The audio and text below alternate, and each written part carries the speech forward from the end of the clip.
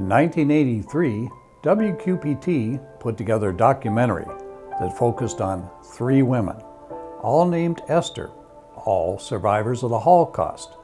The program aired over 3 nights as we were introduced to Esther Avrick, Esther Katz, and Esther Schiff. Each of these women shared for the first time publicly about their incredibly difficult journeys through the heart of darkness to liberation, into new lives forever colored by their experiences.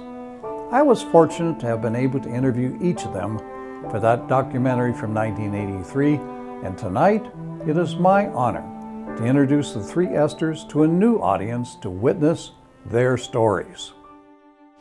My name is Esther Schiff. I'm born March 2nd, 1925 in Kalisz.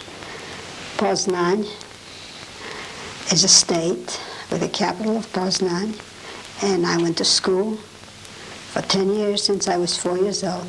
My mother was a widow. My father died when I was 9 months old. I had a brother, Jacob, who was 3 years older than myself, and I have sister Leah that was from my first marriage, and she was about 40 years old. What was your mother's name? My mother's name was Yetta. My mother was a seamstress, and she was making brass for a factory. My full name is Esther Avrick. My maiden name was Fleischman. I was born in Poland in a town called Sochachev. I was 50 kilometers from Warsaw. I was born in 1925, July 15. My father's was Abraham Shalom Fleischman. My mother's was Miriam. We had our own business, coal. We were getting coal straight from the coal mines, and we were selling it, yes. I had 5 sisters and a brother, and I had two brothers, stepbrothers, and 2 stepsisters. So we were all together about 10 children. My name is Esther Katz, and I was born in Czechoslovakia in March 14, 1925. Okay, what town were you born in? It was a small town named Lochowa.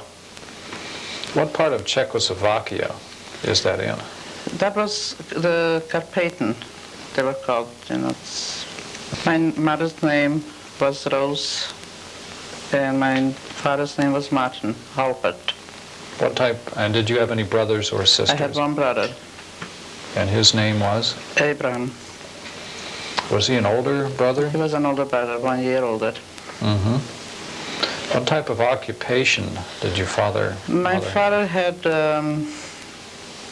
he was more like a merchant, buying of certain things and selling.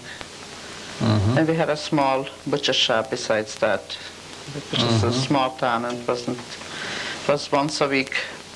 We were government supported, and we were getting some support from a Jewish committee. I went to a so-called gymnasium. I was only in my 2nd year. I went first to a grammar school, and then I wanted to continue my education. Since I scored high on tests, I could go to a gymnasium and not pay anything, because we were poor. My brother went to a technical school and worked worked in a factory making uppers for shoes, and gave his money to the house. He was only 17 at the time, so he didn't work that long. The city that you lived in, about how many people lived in this city at Over that time? 100,000 people, Kalisz has. Was there a large Jewish population in Yeah, town? must have been a lot of Jews in there. I was too young to count, but we had quite a few Jews. How large a town was it that you grew up in? I exactly don't know. Maybe about 15,000. Was there about how large was the Jewish community It was there? a big Jewish. The Jewish community was about 25, but we had a synagogue because we had from other around villages who came in to worship the services once a week in the holidays, and so it was a small town, a small village closer to a town, I would say. Were there any railways or major businesses nearby this town? No, just mostly farmers. Was the community primarily Protestant or Catholic?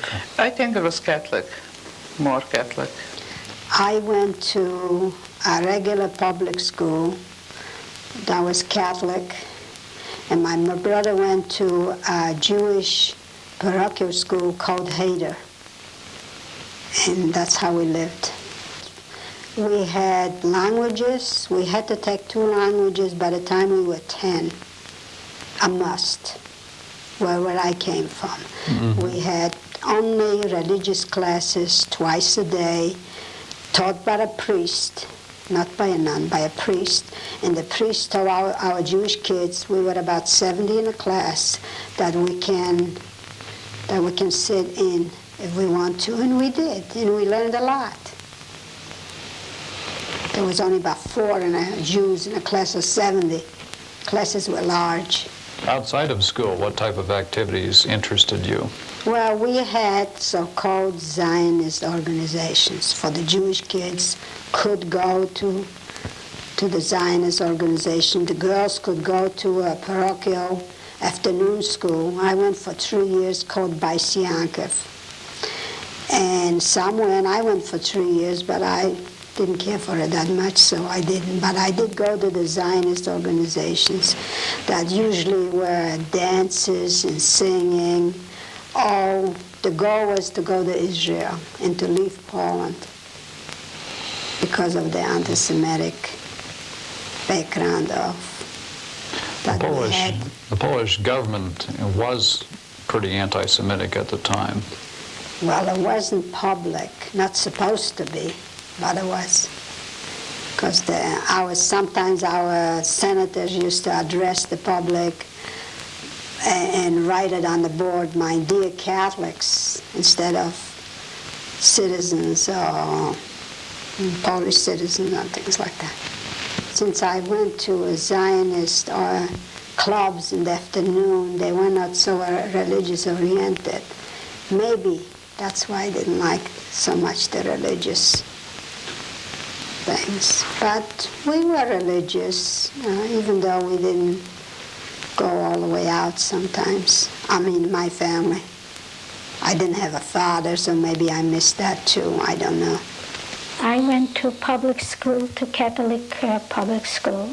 But after school, I went to a religious school that is famous all over the world. It's called Bet Jacob School. I went every day after school after public school, I went to Hebrew school. And with the only exception, Saturdays and holidays. Friday night we had to go to services. We had to obey summer long sleeves. It was a very Orthodox school, just for girls. How was the relations between the Catholics and the Jews in your town? Do you remember anything about that? Well, we had good neighbors, and they were mixed. I remember after school, we didn't go Saturday to school, but the Catholic kids did go Saturday to school. And usually they would give out homework Saturday. And we had a lot of problems to get the homework from the kids. We had to pay them to tell us what kind of homework we have to do. These were problems. We were harassed a lot. In school? In school. By the teachers? No, not the teachers. By the students? The students. Like we were not supposed to eat pork, so we would take our lunch, so they would mix up our lunch and put in pork. And I wouldn't say everybody, but it was hard to go to a Catholic school in Poland. Yeah. Well, do you remember any restrictions that were placed on Jews in your town before the war? No, I remember that the store, our stores were open on, it closed on Saturdays, but Sunday was also, the stores were not supposed to. So if a Jewish store was open, the police would harass them, it was not allowed. We had a very famous rabbi in our hometown, from a Hasidic rabbi. And I remember we lived in his court. The first war it was destroyed, so the rabbi moved, but the followers lived in his court. And my father belonged to that particular Hasidic rabbi's group. I don't know what you call it. And my father was, we had a Jewish school for boys. But they were too religious, they couldn't go to public school because they had to take off their hats. It was Catholic schools. So they had for boys a special school that they should not have to go through that, to take off their hats, and he was involved in that. And every high holidays they had prayers, they had services, and people would buy seats, and the money would go for that school. And he would be like a cantor with my three brothers helping, and he would give call for the school. And they would bring teachers from out of town, and they would eat in our house, meals. And I know my mother was always doing something for sick people. My father always brought home people from shul Friday nights to eat for the poor people, to eat a meal with us. And it was a very nice, happy home. My memory is just the same like any other child who's growing up here in the United States or any place else. Grew up, went to school, we played, came on the Sabbath, we observed our Sabbath, we had all kind of it was really a nice life. We didn't, as a child, I didn't know otherwise, and just growing up and doing things what I was supposed to do. Most of the families there were Orthodox people. But I went to a school where it was like here, mixed, It wasn't... a public school. Public school, yeah. And when it came and I finished my public school, I wanted to go into high school, but I couldn't anymore because Germans came in and they would not allow Jewish kids to go into high school. Before the war in your town, do you remember any feelings about the Germans might be coming to attack Poland, or was it kind of a surprise to you and your family when they did? Well, I was very young, since I wasn't 14 yet, so maybe I wasn't so interested in politics. I really didn't know too much, but I knew that they were Polish German Jews that were Polish born, that were coming into Poland because Germany kicked them out. I only knew that. And then my friends, some of our Christian friends, used to make Polish remark. They used to say, Żydzie, Hitler za tobą idzie. That means Hitler's following you, better run away. That's the kind of remarks we used to hear. Well, you always find when you go to school, you always find one of the kids would say Jew, but that was normal. We didn't, it wasn't constantly, anti-Semitic, but you would be afraid till the time didn't come. That was in well, we heard about it in we were really the last ones who, it started about in 1940, 41. I would say that we started feeling that we couldn't travel to places without permission. We had to have from the notary that stating that you are Jewish and you are allowed to go. We heard rumors in 1939 that Germany is taking over Poland and they're killing Jewish people, which we would have, we just thought that it's stories that people come back and tell us, but we still didn't believe it. We never believed that something like that is happening. I didn't know what to do with myself, so I was picked up by that German officer. Was this a German in the army, German Wehrmacht? Yeah. He asked me for a hotel, and I told him it was quite a distance from here. So he said, would you mind going in my car and show me where it is? And it was not uncommon to do that in Poland, in college. It wasn't that far away. When I was in his car, he told me he needs somebody to take care of his mother because he's got to go on the Russian front, and I should take care of his mother for him. He's going to take me there. But I ran away from him in Neumittenwalden, that's before Breslau. I was already German. In half an hour we were there. While he went to get cigarettes, I ran away from him and ran into a Polish transport of Christians that were going to Germany to work in farms. And that's how I got into Germany. That was in December the 12th, 1939. Did you have any idea what had happened to your mother and brother, or where they might have been? No. Before I even got into Germany, I was on that train going to Germany. They were taking us. We didn't know where we were. Now, they were all Christians there. There must have been at least 400. They were spreading them out to the different places to go. So they were taking, I was thinking, what am I can't tell them I'm Esther Stiller. I have to make something up. So I made up a name in my mind that I remember some Jewish family had. There's a lot of Jewish family had Polish-sounding name.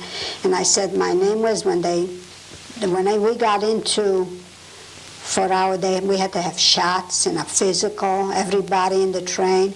They asked me for my papers. I said I lost it. They gave me shots. They gave me an Arbeitsbuch. You know what that is? A pass. Pass. And they fingerprinted us, and I told my name was Edwarda Opatowski, and that I was a Roman Catholic, and that's how I survived the war. And I worked in different farms in Germany. They took me to an Arbeitsamt Freising, that's not far, about 30 kilometers from Munich. And I lived there. Every couple of years I switched. You could switch with another. Being Polish and Christians, I could survive as a prisoner of war working without pay, just like 50 pfennigs a day. We were getting like a tarif, it's called. And that's how I survived, plowing fields, milking cows, and doing all kinds of heavy work in Germany, 16 hours a day, as a Christian. I went to church, I went to confession, I knew all about it from my school. When they asked you for papers and you had none, did you have to get some papers at some point? No, I guess I was a kid and they trusted me.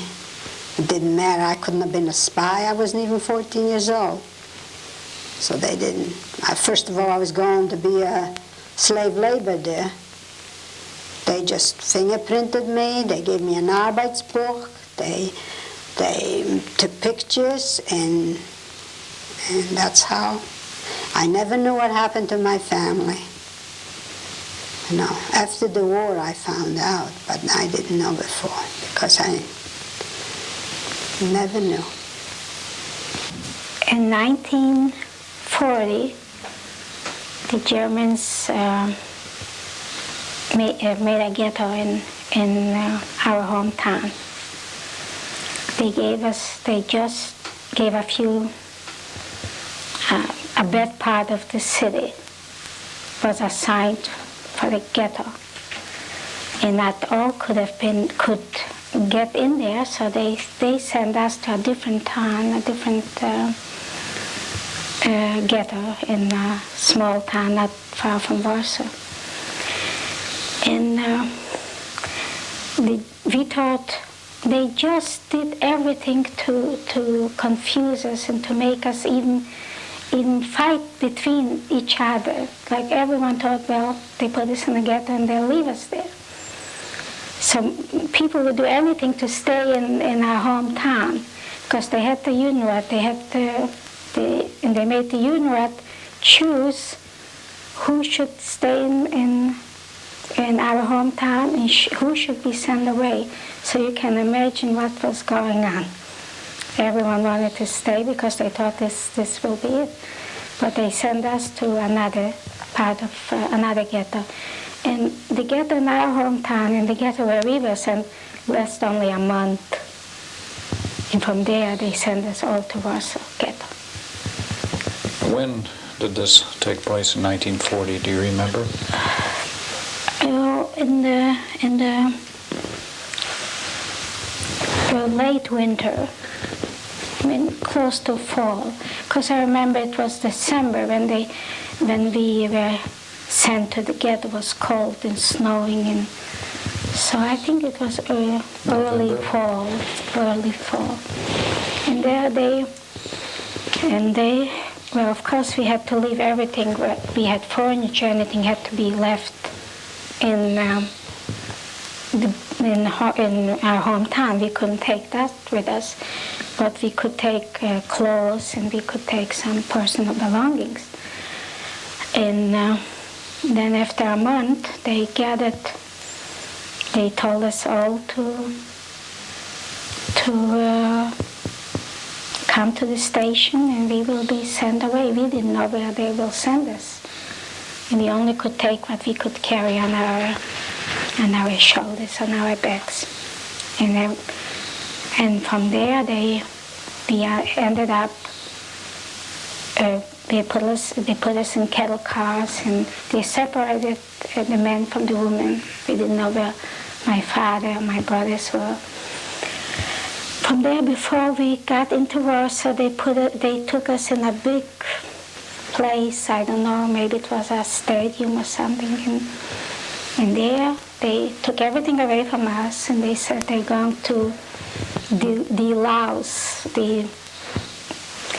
and they took everything away, and they took us to the women and the children to take showers. And they were women. I remember a German woman, and nicer you hear were the more.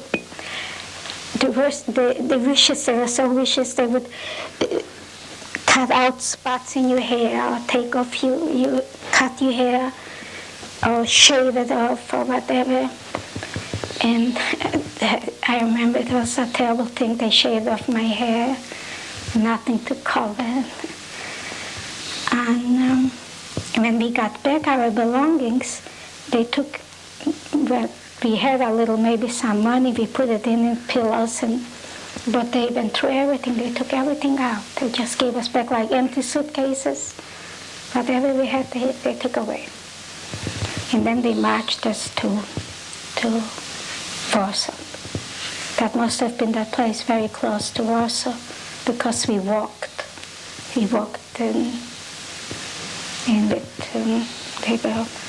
You couldn't keep up, so they were beating you in. And there they assigned places. A few families in one room. And who assigned you? Was this the Jewish government there, the Judenrat? They had a Judenrat, yes. And they did synagogues, or wherever they could, they put the people. Well, my father still had his sister there, so she helped us to find a nicer, a better place. Better, it wasn't good, but just with one family. We were just two families in that one room with, that's all. It was very hard rations. We got rations, and I remember things were bad, especially winter time. The potatoes were frozen, and we looked at each other, and kids would start to go out, sneak out from the ghetto, and eat a bag or for food, and bring it back. And I was a little girl, so and you don't have fear when you are young, and so we started to get out from the ghetto, sneak through holes, through whatever we could, through walls, and bring on potatoes and whatever. And sometimes they took it away from us, but they just threw us back in the ghetto. And there were many kids. You could see, probably if you saw pictures from the ghetto, you would see it. And that's how if whatever we had, we sold, and it's just. And I have an older sister, and she was. There were still families that stayed, that were not moved. They still had money, they still could afford it. So my sister was a tutor. She was tutoring kids. Because there were underground schools, but not regular schools. So people who could afford it hired people who were tutoring. My sister was tutoring, and she would get for that food. So that's how we survived. But then first I started to get out from the ghetto, and then my sister and I, both of us started to go out, and we went farther. We went to our hometown, and we went to the peasant. We walked, took maybe a day walking, because you couldn't walk with a straight highway. And we would carry food back on our shoulders. And so that's us, and the peasants would give us whatever we could carry. So they were very good to us. And that's how I happened to survive, because that day when I got out from the ghetto, they surrendered the ghetto and they took the whole family away. As Esther Averick said, she did survive by happening to be out of the Warsaw Ghetto in July 1942, when the Germans began to force the Jews, including her own family, to leave for Treblinka and death. She held on to life by moving back and forth between the fields and barns near her own hometown with the help of the farmers. While she and Esther Schiff scrambled for survival in Poland, Esther Katz's family lived under rather placid conditions by comparison until April 1944, when the German government pressured the Hungarian government to prepare its Jews for resettlement. As part of this decision, Esther Katz's family was forced to move to a transit ghetto, but without any idea of what was really going to happen to them. After a brief stay for a few weeks in homeless conditions, almost without any food, in a makeshift ghetto, Esther and her family were placed in a train of cattle cars in May 1944. Destination, Auschwitz. It was a very shocking thing, because we came there and everybody down, you know, and it was right away left and right. That was the worst part, because they tore us apart. They tore our family apart. Where they took, luckily enough, that my mother was just 46 years old in that time. She was a young woman, a healthy woman, so they led her to the right and me together, and so the same thing with my brother and my father. That we didn't know till And then my grandmother and the rest of the family, really and truly, I just had that one grandmother with me, because the other one was already gone. And when we came there, when we were unloaded, and everybody was hollering, "Where are you taking them? We want to be together," and the children and all. "Oh, don't worry, you'll see them later. They're going to be in a different, and the old people will take care of the little children, and we need them," and all that business. And my mother had it in her mind. She believed them. Naturally, the crying, we cried because we were separated. Father and I didn't know if we were going to see him again. But you had no choice. You went wherever they told you, to the right, and leave your packages. They wouldn't, nothing. You couldn't take nothing along with you. You left it right there by the train.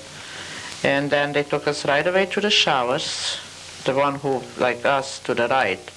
Where the other ones went, we didn't know. We really didn't know where they're going. Like my grandparents and children and young people, friends of mine who their mother had 3 or 4 or 5, and she had to help them. I had a friend of mine, a very good girlfriend, nice girlfriend my age, and she had to help her mother with the children, holding them on their arms. She went with them.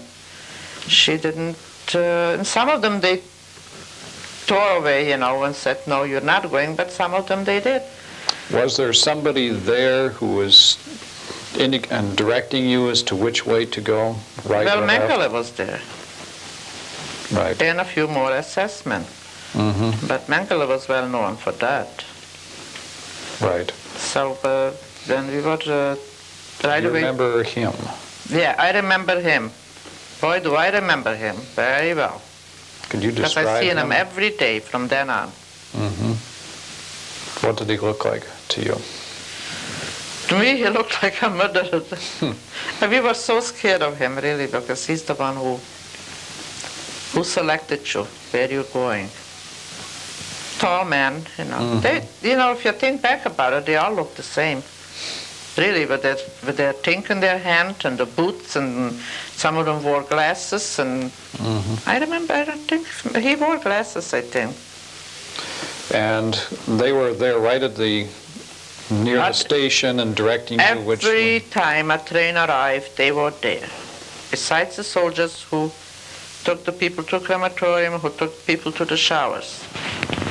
If they wanted them, they could take, that time, they could take so much, they couldn't take the whole load. So we were straight to the showers and shaved our heads. And then you were taken... Gave us the striped clothes, wooden shoes. My mother we had to hold on to each other because she wouldn't find me. She wouldn't recognize me without hair. So it was really a hard time to hold on to each other because there was a lot of parents and our sisters who would not recognize each other after they were shaven their heads. They just couldn't, So after that, they took us to the barracks with nothing, like I said, just Which block number were you in? C.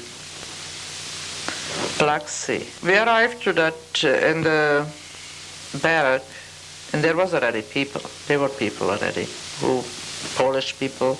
Naturally, they suffered a little longer.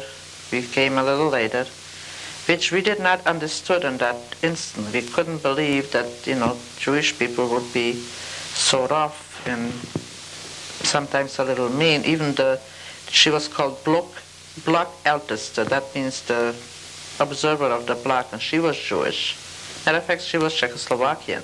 But she must have gotten, unless she was living in Poland, I don't know, must have gotten there a little earlier. And I couldn't believe it that she herself could be that mean.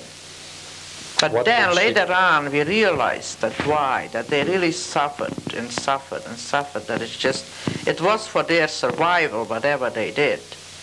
When you say that she was mean, what sort of things did she do? She was mean in her way, like she would tell us what to do, or when we arrived and we didn't know, we asked her questions, we would say, what's going on, what are those chimneys, why is that fire constantly burning? Oh, they're burning your parents and your children. I want you to know that's your brothers and sisters and your mothers and fathers. So we were just shocked. we couldn't believe it. What is she talking about? Why is she saying that? But to her it was already, it had no, she had no feelings because she must have been there about 3 years or 2 years, from 1939 till 1944. That was quite a few years. When we came there and they told us, and when we had to get up that every morning for that sail appel, that meant the counting, and I seen what he was doing, coming there and picking out people, and they, really disappeared. So I know, but I had, in a way it was good to have my mother there, but in another way it was not good. We were feeling sorry for each other. I didn't want her to suffer. She didn't want me to suffer. So it was really a struggle to the end, and then anyway she died. First of all, nobody would know, wasn't allowed to know that she's my mother. But she looked so young, so that, and as many times as Mengele came in the morning, I had to hide her. Let's say he came from that barrack, somehow she would sneak out, and I send her in there already where it was counted. So they should not take her away, because she still believed, and she wanted to be. But she said, in case they'll take me, she says, I'll be with the children, don't worry. Well, that was her. And no matter how I didn't want her to hurt us, to tell her that it's not true, just in case it happens. So if she has to go, she shouldn't go with that feeling that she's going to be cremated, go in that gas chamber. So I tried, okay, but I want you to stay with me, don't worry. Esther survived Auschwitz and was sent to an ammunition factory near Berlin, where she worked from September 1944 until April 1945, when she was taken to Bergen-Belsen. Most of it, what I seen was in Bergen-Belsen. That was the worst camp I ever seen, because Auschwitz had the crematorium. At least they could burn them. There they couldn't. When we arrived to Bergen-Belsen, we couldn't get into our barracks because the dead were just up to the roof. They couldn't bury them because there was no people to do it. And the men's across from us, there was just laying on the street, under wherever they were in that. When you were there, what did you do to survive in Auschwitz? Did you organize things? No, you couldn't organize nothing. You couldn't even go close to a wire because you would electrocute it. You couldn't do, we just couldn't do nothing. It's just stay there and wait for our death, And like I say, the lucky people, I think we were lucky people that somehow we survived, but not too many. What kept you going? Just going day by day, like I say. Going, stalking this one, that one. You couldn't go far. You were not allowed to go nowhere. No such a thing as going somewhere. This especially, see, they had working, even in Auschwitz, that you see in that they had people who went out from those blocks and went to work. Ours was the dead block, completely dead block. I mean, there was no, unless, like I say, lucky enough that they needed people and they happened to select that from that one. And as a matter of fact, like I say, they had us ready to go, and when they bombed the railroads, and they brought us back to across from that Seibara, and that was completely a dead. And they took away even what they gave us, some clean clothes, and they took it away. And that night we thought for sure that we are not going nowhere. We're going to go straight to the crematorium. So we were up the whole night watching and see what's going to happen. It's just, sitting there with fear. But the next day they took us again, and that train didn't come, so we stayed one night completely out just by the train and slept there the whole night. Finally the train came. Then we heard rumors that they might even load you up in the train and take you straight to the crematorium. That was another. Once we were out of there, then we believed that we are going out of there. But till you were still in the Auschwitz area, you still weren't safe.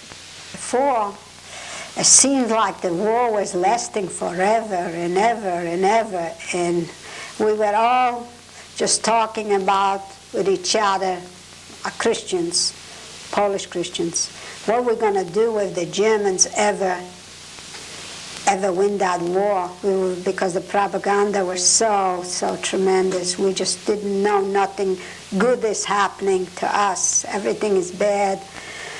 So we said, well, I said I would just take rat poisoning and kill myself. I knew the Germans would kill me. But then the war was coming to an end, and the Allies did come in. The American Army came in to that village where I was. I couldn't believe it. Oh, those nice-looking American soldiers were coming in to save us. And I was crying from happiness when the first American soldier put his arms around me. And he says, my name is Liebgold. And he came from New York City. And I have a half-sister that lives in New York City. And he says he's going to write to her and tell him about that I'm alive. First thing I did is went to the American military government. I told them a short story. They believed me. I showed them my they showed them my German passport book. And I told them that I lived under an assumed name all those years, that I was Jewish. They changed my name, and they have on all my papers that I lived under this name for so many years. All my papers have that. And they wrote to my family in the United States. I had 4 half-brothers and a half-sisters, and they brought me over, and that's how I came over. When the Russians came in, you asked me how it was. To me, it was like I couldn't believe it, that this is true, because they were bombing, and in a few hours, we were free. The Russian army came in. But I would not tell anybody that I am Jewish. I was still afraid. Tell me that I wouldn't believe that this is real. It happened before, that you thought it's over, and it wasn't over. And I was far away from my hometown at that time. And I walked I don't know, from Krakow to my hometown was a long, I don't know how many kilometers. But then we came to our hometown, and just a few survived. The Russians were good to us. They gave us a place where to stay, and where to gave us food, and we were free. We still didn't believe it. We were just, waiting and see somebody of the... That's all we see in the still. In Bergen-Belsen, we had more Hungarian soldiers than German. The German soldiers, the German Esthers were more by the gates than in the camp, but watching like kitchens that or things like that. So stealing or anything was more like Hungarians. We heard the shooting and all that very close Saturday night already. It was, the whole sky was just lit up, so we know that we're going to be freed. But everybody was, once they heard the news that they are at the gate, the Americans, naturally we thought this is it, we are free. So a lot of girls and all that, the first thing they went towards the kitchen, and there was still shooting going on. They killed quite a few girls, women there, the Hungarians, even though they were, the Americans were at the gates, but they still had authority to, the nerve, I would say, to go and shoot some people who were running towards the kitchen or grabbing things that is, But the feeling was terrific. We just didn't believe it, that it's true. And they all told us just to be calm, and they themselves were just shocked. Surprisingly, I was surprised that they even came in. Who knows how many soldiers, American, and we were from the American, the British, how many got infected with typhus, but there was just lice crawling all over, bats all over. So surprisingly that they even came in. Don't remember if they wore anything on their faces, sort of when they had masks, you know. And you're in that position, that's all you think about, that you're free and didn't look even. And they were really, it was a tremendous feeling. And it didn't take, the same day they started transferring us, you know, first the sick to military hospitals into Bergen-Belsen. And half of the time, you know, the fever was so high that we didn't, like my mother, she got blind right away. It hit her most in the eyes. Each one had a different, and it's thousands and thousands of people died after liberating Bergen-Belsen just on typhus. I lived with my half-brother that was an old man at the time in Jersey City, and I went to high school there for a while, but I didn't want them to support me because my family wasn't rich, the one I had here. And I had a big family, but they weren't rich. And I didn't. So I went to high school. I worked during the day. First I worked at nights in a factory. And I did pretty good, you know. I mean, considering I had to make a living. I slept on a convertible in my brother's apartment. They lived in an apartment. They were in business. And I worked and I went to school. I went to high school in Jersey City until I learned good English. And then I got married and moved to Morristown. My husband was set himself up in a machine shop with his two brothers. And he went to college at nights. But my husband got a promotion. He's an engineer with the Arsenal, and he got a promotion. And he knew somebody in Bettendorf, and the guy said to him, if you want a promotion, I can get you one if you want to come to the Quad Cities. He said, okay.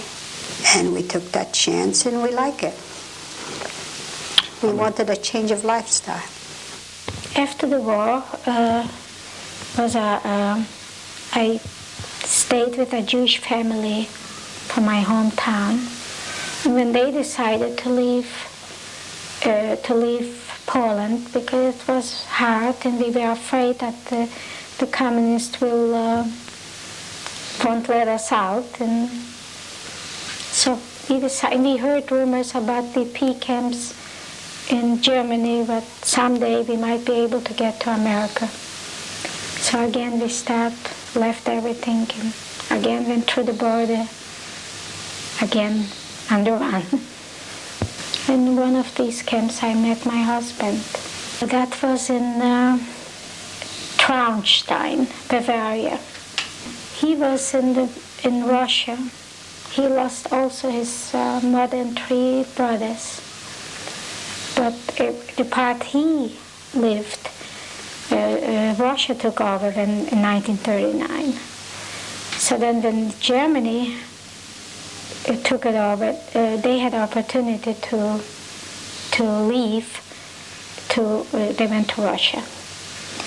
But the mother and the 3 brothers were left behind. But only he and his father survived. And but he was after the war, he worked for an organization that helped smuggle through Jewish people from Poland to the Austrian border. The Hebrew name was Brecha. He worked for the Brecha. And that's when I met him. And we were married in 1947 in camp. And we really wanted to go to Israel, but I expected my first child, so they wouldn't take us. And then we found family in America, and they sent papers for us, and we came. We were supposed to come straight to Rock Island, because the family lived in Rock Island, the Everick family. But we stayed 2 years in New York. We ended, instead to come to Rock Island straight, my husband's uncle took us to stay a little bit with him, and then we met other people from camp we knew, and they advised us a big city, more opportunities. to stay we stayed in New York. And then after 2 years, my husband's father came, and he came to visit him, and he didn't want to come back to New York, and he told me to just come to Rock Island. We came here in 1952. We came to America in the end of November 49. From Montreal to the United States from Canada, I came because I have 2 cousins who live in Munster, Indiana. It's Munster now, it used to be Gary, but they all moved out from Gary. And we grew up together. We are very close still today. We are more like sisters. And they were after us just to move, to come there. So we came to Gary, Indiana. Then, we became citizens 1 year, and the next year we left to America. But being in Gary, Indiana, it was 14 years we lived there. And believe me, we didn't come there with the idea that we'll move to Rock Island. It was our home. But things changed, people started, we had the kosher meat market there, same as here. And then as everybody was moving out from the city into the little suburbs, and the business got downhill, so naturally you look for something else. And we just happened, my husband reads the Jewish paper, the Forward. We just happened to see it there, that they're looking, we never know that Rock Island exists. Even tons of people were asking, where is Rock Island? Had no idea. And my son was that time, and I think he started first year of law school, or second year, I don't remember. And he came home, I says, where is Rock Island? Do you have any idea? He says, what is it? He says, well, my husband called up, he did call up here, the Cantor, I think it was Cantor Esling he called up, because there was a number to call. It wasn't the Tri-City Jewish Center, I don't remember. And they said, yes, we are looking for a kosher butcher, and are you interested? So one Sunday, my son came home for vacation. We all got in the car, took the map, and came to Rock Island. Right now, the older I get, and more guilty I seem to feel about the past, that all those Jews that got killed. And here I'm the survivor. Why did I survive? I just get this feeling of guilty feeling about it, and I don't know the reason.